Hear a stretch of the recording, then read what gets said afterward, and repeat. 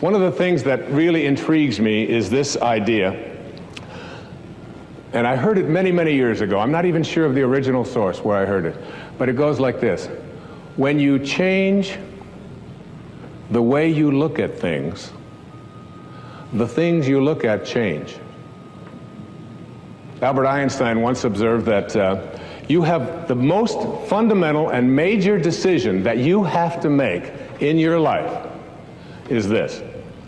Do I live in a friendly or a hostile universe?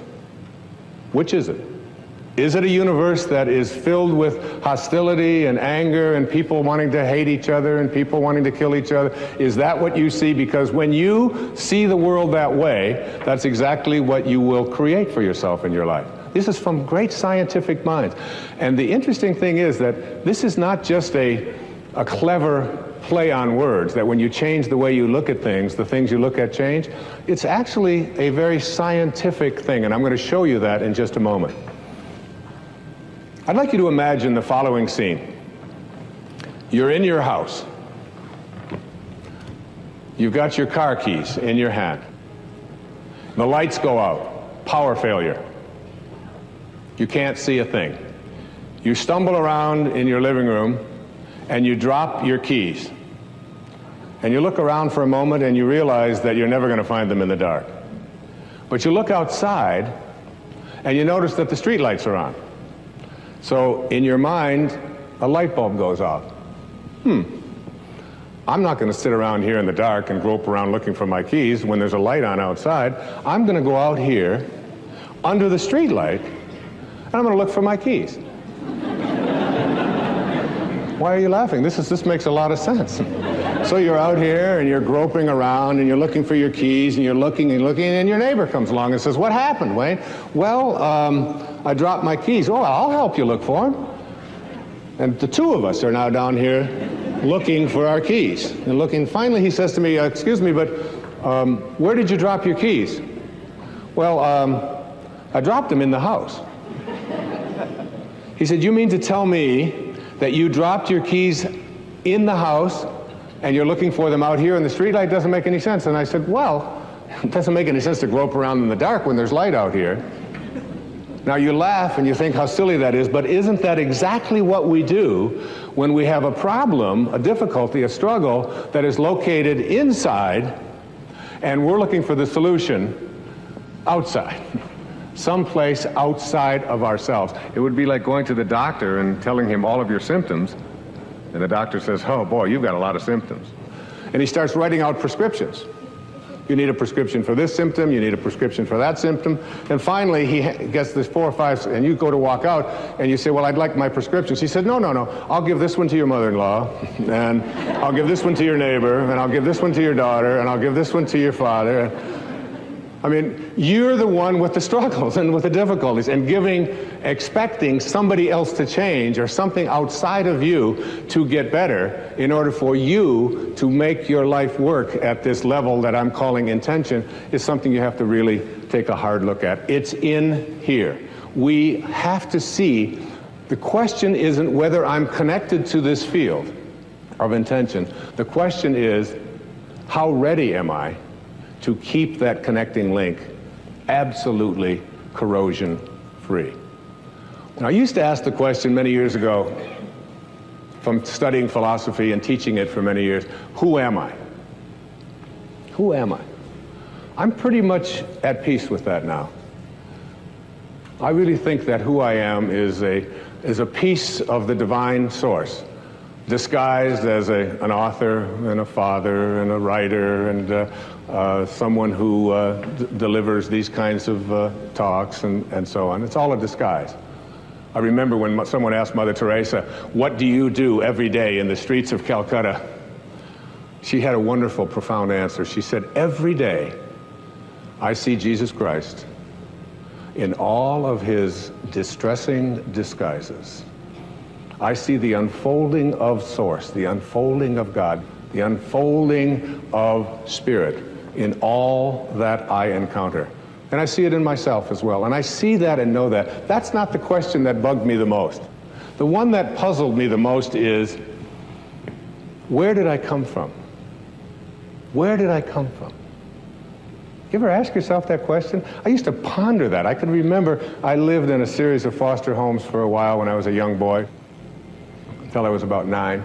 And I lay out in Mount Clemens, Michigan, I would lay out on the grass, and I would look up, and I'd see these endless stars. There was an apple orchard out there, and I could just lie there on my back, and I'd just look up, and I'd say, where did I come from? Where did I come from? And it's not about reincarnation. I always liked Eleanor Roosevelt's response when they asked her if she believed in reincarnation. She said, I don't think it would be any more bizarre for me to show up in another lifetime than it was for me to show up in this one. It always kind of made sense to me. You know? It's hard to figure all of this out. But where did I come from? Where did I come from? So you ask yourself this perplexing question, where did I come from? And most of us, when we think about that question, we come up with an answer. And the answer is, as hard as it is for us to even imagine, our parents did it. It's a tough one. But in one blissful moment, one drop of human protoplasm in some mysterious way collided with another, and life began in this microscopic dot. Now, I can remember years ago, we had 4 children in 7 years. And my teenage daughter, Stephanie, at that time, she had to take on a lot of the helping responsibilities around the house when these babies just kept showing up. And we found out that we were going to have another child. Another mysterious thing happened, and another child was on its way. And my wife and I flipped a coin to decide who would tell Stephanie. And I lost. So I cornered her one day when she was in a really good mood, and I said, honey, you're not going to believe this, but we're going to have another baby. Oh, that's great. And her hands went. Instant pose. This is it. This foot here, this one out here. You know. That's terrific. I said, well, it really is. I said, and you should probably be glad that we didn't have the same attitude that you have when we found out about you. She said, yes, but how do you think it feels? I said, well, why don't you tell me? She said, no, Dad, how do you think it feels to be the only kid in junior high school who has parents who like to do it?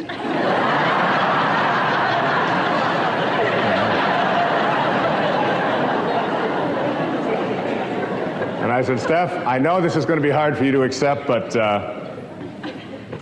Grandma and Grandpa do it. That is just sick. That's all I got. Off, feeling just storming out of there.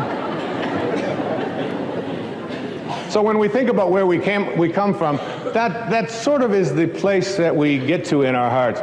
But just go back to that moment for a second and understand that, remember what I said earlier, when you change the way you look at things, the things you look at change. Just keep that idea in mind. Because if you go back to the time of your absolute beginning into the material world, you know that there was a microscopic dot. And this microscopic dot included everything that you needed for this physical journey. And you can't even see it with a microscope. It's just too mysterious and too mystical to even contemplate, isn't it? That something as tiny as you could get 1,000,000 of them on the head of a pin contains everything that you needed for this physical journey. Everything. Your birth was in there. The shape of your eye is in there. Your height is in there. The color of your skin is in there. I hold a hair up on the pillow and I say, and I've had this experience several million times. What held it in yesterday? You know. And you must ask that question, like, what held them up yesterday, don't you? Or why was it black yesterday and it's gray today? Where did that one come from, or whatever? And all of these changes are in this microscopic dot. So what I'd like to do just for a few seconds here is to go back to take the microscopic dot, that is your beginnings, in which there's a future pull that is created, every face and every body and everything in here, and everyone out there watching today, in that one instant miraculous moment, everything that you needed for this physical journey was in there. Too hard to comprehend, you just accept it. So now we take the dot, and we look at the dot and we say, let's find the origin of the dot that began me. And you put it under a microscope, and you turn up the magnification, and what you see as you turn up this magnification is you see molecules. And inside of those molecules are mostly particles, and these particles are all flitting about, and there's mostly just empty spaces in there. And you take one of these particles out, and we call them atoms. And you put this atom, looking for your source, looking for where you began, and you put it under another atomic microscope, turn up the magnification even stronger, and what do you discover as you turn up the magnification? You discover that it's just more empty spaces and more particles with new names. Protons, electrons, neutrons, protons, whatever you want to call them, right? We memorized them in junior high school, right? So you take one of these electrons, and you're just looking for your source. Where did I come from? You turn up the magnification on this electron microscope, and what do you see? More spaces and more particles, all flitting about, a dance, this huge dance. And you take one of those and you turn up the magnification, and what you have are new particles with new names called quarks. We're now looking at quantum physics, the study of the behavior of matter at the tiniest, tiniest, tiniest levels. And we're just looking for our source. So finally we take one of those quarks, and these quarks are really weird. My friend Deepak Chopra has often said to me, Wayne, he said, quantum physics is not only stranger than you think it is, it's stranger than you can think. Because you take a tiny little subatomic particle and observe it, and the fact is that the nature of your observing changes what you're observing. If you look at it in a certain way, it becomes one thing. If you turn away, it becomes something else. It's truly a scientific fact that when you change the way you look at things, the things you look at change. And now you take this tiny little subatomic particle, and you take it and you put it in a particle accelerator, and you rev up the speed of these things and collide them at 250,000 miles per hour. You collide them, you open up the particle accelerator looking for your source, and guess what's in there? Nothing. No thing. That the dot that began you originated from a field of energy that has no boundaries, no beginnings, no ends. It's infinite. It's an infinite potential. And the question that I have for you is, if you can get this, that you didn't begin with that particle, because particles themselves do not create more particles. St. Paul put it this way in the New Testament, that which is seen hath not come from that which doth appear. They talked a little strange in those days, all right? What that means is that everything that we see in the material world doesn't originate in the material world. It's the spirit that gives life. The flesh counts for nothing. If the shape of your eye can be in an energy field that has no boundaries, no form, no materialness to it, why not the shape of your life? Why not everything that you are destined to become? Why can't that be a part of this energy field as well? That you showed up here from a field that I call intention. And that beautiful globe that is here to my left, to your right, is what I am going to call, for the rest of this program, I am going to call this the source from which we all originated.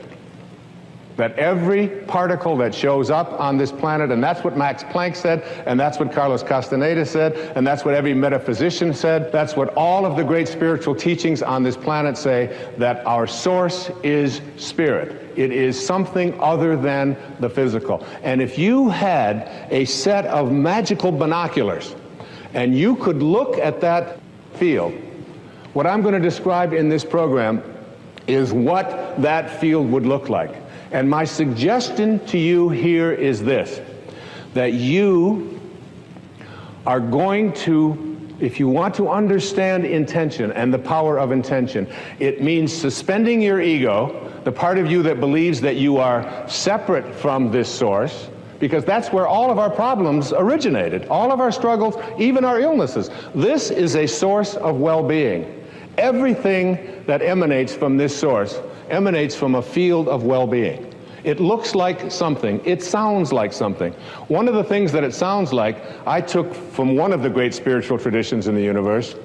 It's from the Bhagavad Gita, what is called the Hindu holy book, the Song of the Lord. But you can look in any spiritual tradition, whether it's Christianity, whether it's Judaism, whether it's Zoroastrianism or whatever, and basically they all say the same thing. If this source that we call God or soul or spirit, if it could speak, this is what it would sound like. And then later on, I'm going to talk to you about what it looks like. What does it look like?